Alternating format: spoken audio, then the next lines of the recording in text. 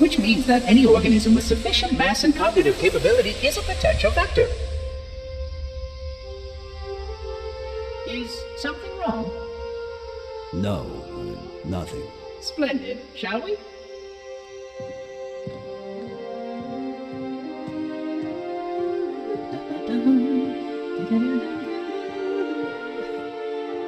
Unfortunately, my usefulness to this particular endeavor has come to an end. Protocol does not allow units with my classification to perform a task as important as the reunification of the index with the core. That final step is reserved for you, Reclaimer.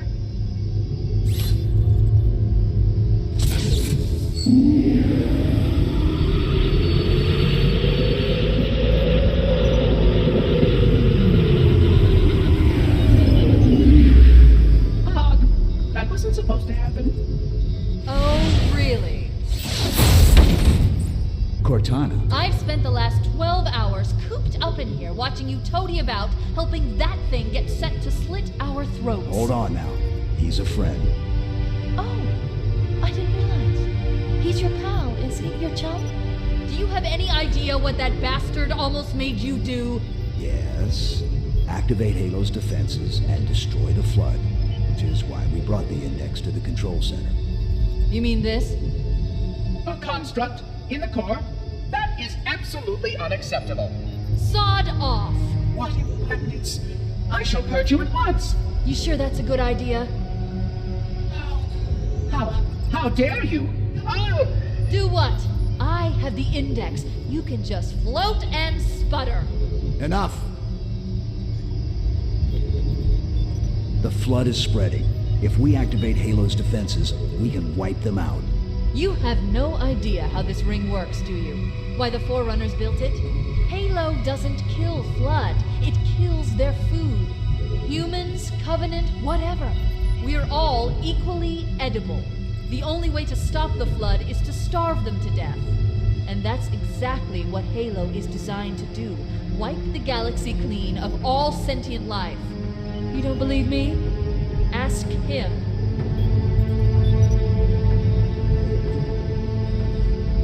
Is it true? More or less. Technically, this installation's pulse has a maximum effective radius of 25,000 light years.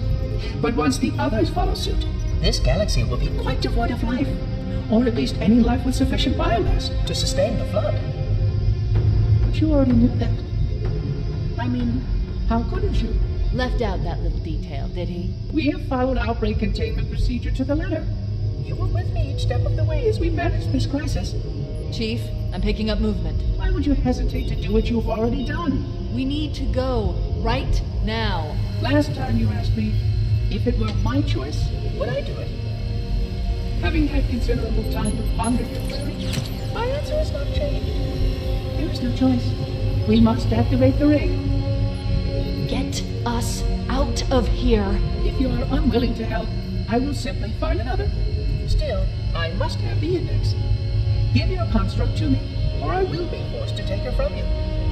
That's not going to happen. So be it. Save his head. Dispose of the rest. Look out. Okay, these little sentinels now are no longer on our team. The little 343 there was trying to betray us, wasn't he? Not really betray us, it's kind of his program. But frick it, he tried to kill me. Tried to kill everybody. Everybody in this whole galaxy. We're not gonna let him. We can't let the monitor activate Halo. We have to stop him. We have to destroy Now, Halo. this is the mission, which is According just... to my analysis of the available data, I believe the best course of action is somewhat risky. I forgot the An quest explosion name, of mission sufficient name. size will help But it's the one we did the other day. and And it's just cut through a number backwards, of pretty primary much. systems. We need to trigger Yeah. a detonation on a large scale, however. A starship's fusion reactors going critical would do the job. I'm going to search what's left of the Covenant BattleNet to see if I can locate the Pillar of Autumn's crash site. If Damn the it. ship's fusion reactors are still relatively intact, Piss off. Piss we can off. use them to destroy Halo. The guns in Halo 1 are so like, most of them are so like just like mid to close range, it's ridiculous. They definitely needed to put, fuck off. Oh yeah, this part. I think we just go up to it. Yeah.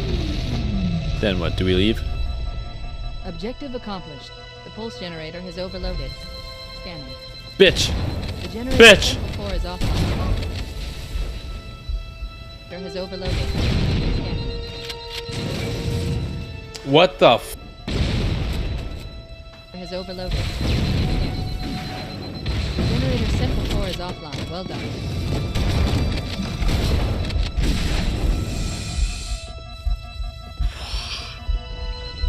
Oh, okay, we made it. Good thing our Banshee is still here. Okay, I'm out of here. Are you? Oh my god, dude! That was barely even a fall. Hello. What the hell, dude? That's not freaking fair, dude. Oh my god! Instantly, I could have died there. I could have instantly died.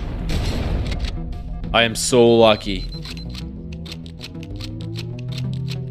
What is really spawn them right in front of me, dude? Popcorns of all of them. I'm lucky they didn't just all explode right there. I don't know if I said this while recording, but I don't know if I left it in the video or not. But with my Halo 3 toys, I have a flood guy, like a flood human toy. And he can pop his little head off and stuff, and he has like the big giant mandibles sticking out of his hand there. It's a freaking sweet toy. I wish I was a little bit younger when I got those toys. Like when Halo 3 came out, more like. I wish I was a little bit younger. Or I guess I got those toys because those toys didn't come out till I think a little after Halo 3, didn't they? So either way, I wish I was a little bit younger when I got those toys, so that way I could spend more time actually enjoying them and playing with them. So by the time I got them, I was probably like grade 6, maybe grade 7. And like grade 7 was like, that's when you kind of stopped playing with toys. I was kind of like a late bloomer though. I enjoyed Lego way too much, so I played that for like most of grade 7.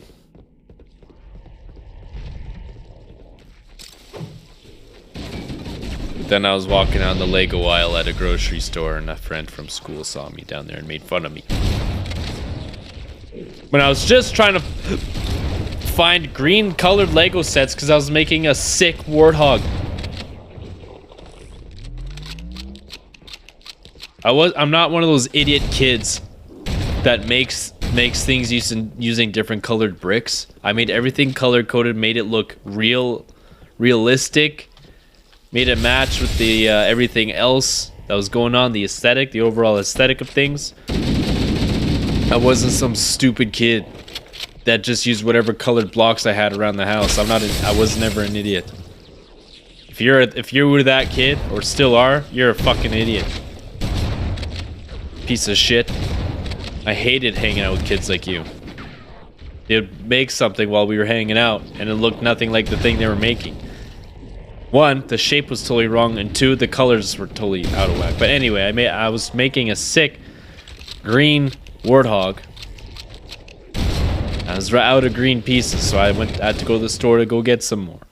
That's when I was found. But it had like shocks on it. Know what I mean? So like, it wasn't just a wheel on an axle. It was on like a rod at an angle. And if you press down, the whole thing will go like this. Oh, it was so sick. I don't even remember how I did it. I used those little pieces, remember from the hockey guys, you pull back their upper torso and then you let go and it shoots, they swing the stick forward and it shoots the puck. I used that as for like the shocks, and I had 4 of them, I think. So the warthog was, it was kind of it fit to scale to a minifigure, like a mini guy, Lego guy. Oh, what's worse than people that make Lego sets or whatever, different colors, like totally wrong colors, like yellow, green, red, blue, and all that, and it looks nothing like it. There's one type of person that's worse, and it's when they call Lego Legos. They say, hey, you want to play with Legos? No. Lego is singular and plural. Stop saying Legos. It sounds like such a boomer thing to say. Wow, my son's got so many Legos. Instead of saying, look at all these Legos, you say, look at all this Lego. Look at these Lego sets. My son has a bunch of Lego. You don't have to say Legos. It sounds stupid. So stop. I wish just for once, if they did it, I would instantly buy it. If they just had like, just one more Bionicle set come out. Wouldn't that be sick? If they had like some anniversary thing or some nostalgia thing where it has like all the original 6 Toas. I'll even pass the 7th one. That'd be sick if they had like an anniversary edition of like Tahu, Gali, Anua, Kopaka, Pohatu, Liwa. Did I say Liwa? Lua. I always said Liwa. It sounds cooler. I remember when I had a PS2, before I had a memory card, I had the Bionicle game based off the movie, and I would just play every single day after school, as far as I can get. I think I'd usually get to the Gali levels or the Liwa episodes levels. And then I'd turn it off for the day and start it all over the next day and do it every day. I loved it. Got all the songs permanently ingrained in my head.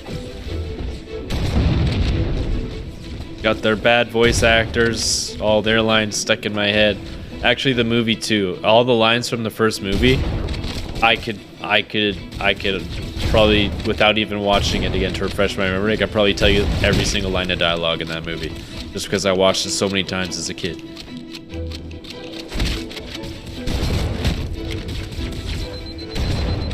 Even as a kid, though, I started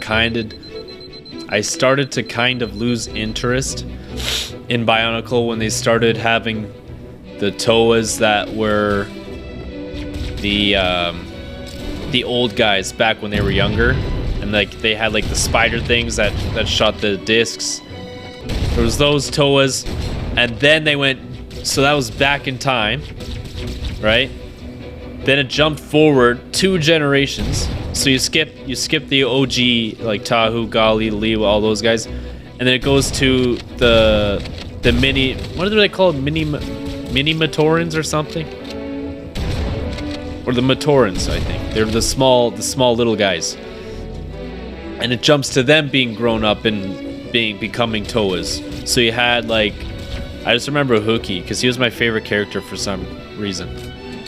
In the movie, even though he has like one line of dialogue that he says to Jala's buddy, or was it Jala? I don't remember. But he was my favorite because he was the first Bionicle I ever got, because he was part of the McDonald's toys thing when Bionicle was just announced. And McDonald's came out with those little toys with like the springy arms, so you pull it back with the discs in their hands. You pull it back and they throw the discs. Hookie was the first Bionicle I ever got ever. And to see him in the movie, I like sharded. So anyway, then there's like the whole oh, I gotta show you something. Hold on. Check this out. Check this out. I didn't even pre-order it. I just found it on Amazon.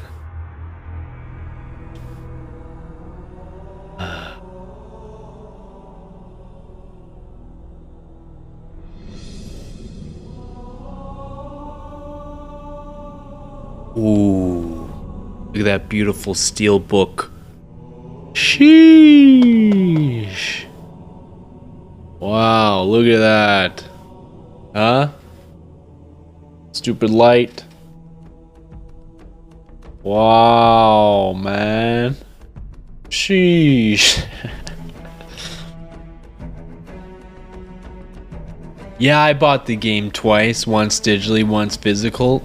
Forget about it, huh? Sentinel should have been the only Forerunner enemy we should ever have encountered in the 343 saga of Halo. No. But to make a whole other faction of the most annoying enemy type ever created and known to man. What's with all these remakes? Making these new enemies, or remakes. What's with these companies that take over popular franchises, they continue it on, they make the enemies you fight always robots. Gears of War did it, Halo did it. That's all I can think of right now, but those two are like iconic for Microsoft, and Gears 4 was pretty bad. Not good. It wasn't bad, but it wasn't good. 5 was good because they made it a lot less about the robots. The DBs. Fuck DBs, man. They're still around, but not as prominent.